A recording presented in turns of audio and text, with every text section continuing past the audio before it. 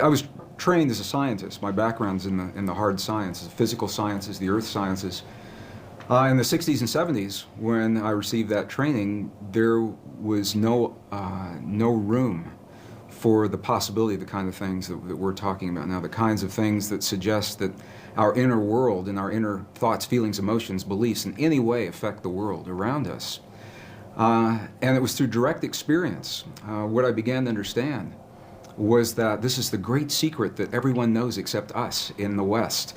Almost any other culture that we go to, from the monasteries in Egypt and Tibet and India and Bolivia and Peru, the indigenous traditions, little villages in the Andes Mountains, they all know that there is this experience that we can have inside of our bodies that affects our world in some way, and our science simply has not allowed for that historically. But I was trained as a scientist, and I was trained to look in the world around me for my answers, so I began to go to these places.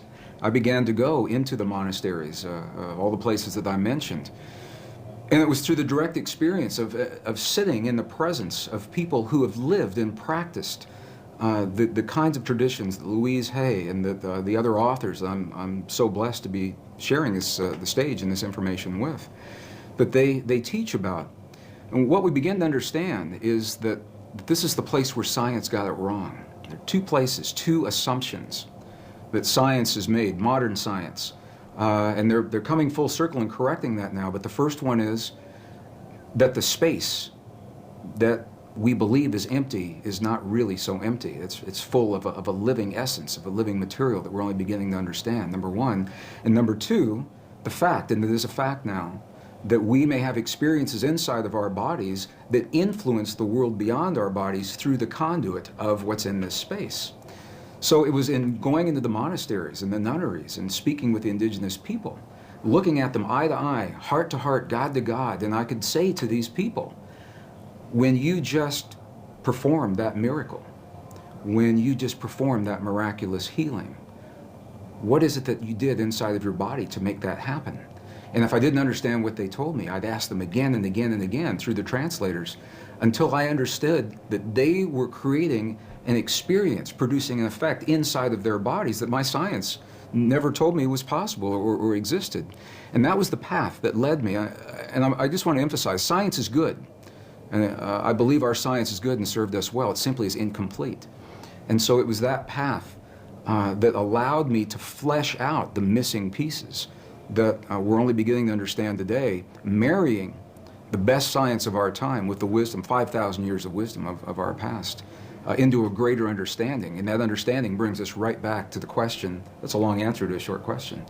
But it brings us back to where we're only now beginning to understand that there is something that we can do in our lives that influence not only the physical body, ours and those of other people around us, but literally influence the physical reality of our world, and that changes everything. It changes everything that we in the West believe about ourselves.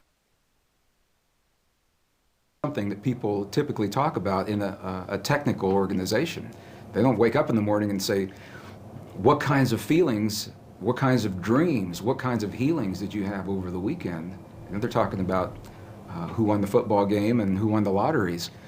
But this is where it brings us, the relevance in our lives, because we all are having experiences every day. Whether we are consciously aware of it or not, those experiences are physically affecting our bodies and our world. Our hearts are the strongest magnetic field in our bodies, and our hearts are the strongest electrical field in our bodies, much more so than the brain. While the brain does create those kinds of fields, the heart is many times stronger. And what the science now is showing is that when you can change the field that the atom is in, you change the atom, and we're made of those atoms. So when we have feelings in our hearts, we're changing the field that connects the stuff everything is made of, and we literally are altering our physical reality in ways that sound miraculous in Western science. But again, this is the great secret everyone knows except us, because Western science has only arrived at this understanding. You go to these ancient and indigenous traditions and cultures, it's where they begin. They begin with the understanding, sure, everything's connected, and sure, we're part of it. And then they take us one step further and they say, here, I'll show you. I'll show you how to create the effects in your body so that you can that you can heal your body and you can heal the bodies of others. You can change your self-esteem and your body will mirror that change. It doesn't have to be a long, slow, drawn-out process. It can happen very, very quickly. Scientifically, it appears that this field, the divine matrix, it is a mirror and a bridge between our inner and our outer worlds. And it can only give us what we give it to work with. And the interesting thing is that we have been conditioned to feel the feelings of the things that we don't want in life and that we're afraid of. We wake up in the morning and we see the 6 o'clock news and all the things to be afraid of, and then we go through our day saying, oh, I hope I'm not going to see that today, or I hope it's not around the corner. And my question so fascinated me, where do we learn to feel the things that we don't want rather than things that we choose to have? And how would our lives be different if we could cut through all of the static and simply choose in our lives what we would like each moment of each day, or our relationships, or our abundance, or our careers, or the peace in our families to look like? What would our lives look like if we could do that? And there's very good scientific evidence showing precisely what our lives would look like, because we would very quickly experience everything that we've created. Because we can have the same thought or the same affirmation and imbue it with a different emotion and have completely different feelings and create a different outcome. And this is the great secret that was edited out of our Christian and pre-Christian, Judeo-Christian traditions. When 45 books were removed in the 4th century, 20 were taken out completely. Another 25 were condensed and rearranged. And we know this because we found the information now in the Dead Sea Scrolls, the Nag Hammadi Library, the Coptic, the Gnostic texts. So we know what those texts would have said if we had had them. I think everyone senses or suspects that there is an untapped potential in the human body. I've been on every continent of the earth, and I've asked every audience I've ever been in, do you feel that that's there? And they say, yes, we feel there's something there, but we just can't quite get it. Why is that? So we have a feeling that there's more to us, but we rely on a written validation in a 5,000-year-old text or a scientific study to tell us that it's true. And this is, I think, the value of going into those texts, is we get to see the words that literally say, in the Gospel of Thomas, the Lost Gospel of Thomas, it literally says, when these two become one, when thought and emotion become one, then you'll say to the mountain, move, and the mountain will move. And I used to think that that was a metaphor. And I now have seen enough to know that moving a cancerous tumor inside the body of a living woman, that's moving a mountain to me. And it's all done from marrying thought and emotion together.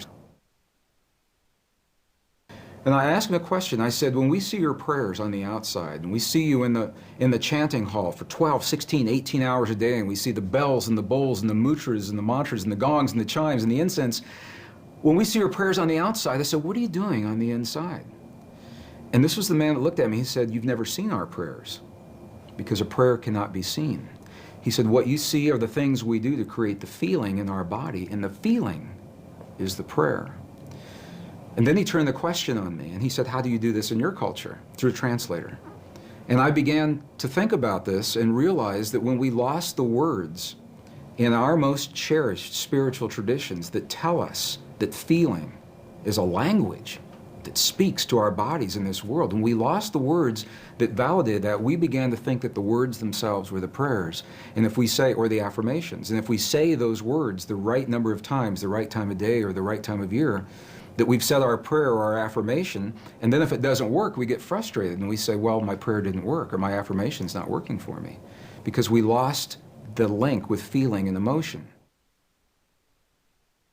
We have the ability to feel in our bodies the stuff that holds this universe together, and we're really not so different from those quantum particles in the stars beyond us, or in the tumor that's in front of us, in the suffering of our loved ones, or in the peace between the nations. It's all part of the same thing.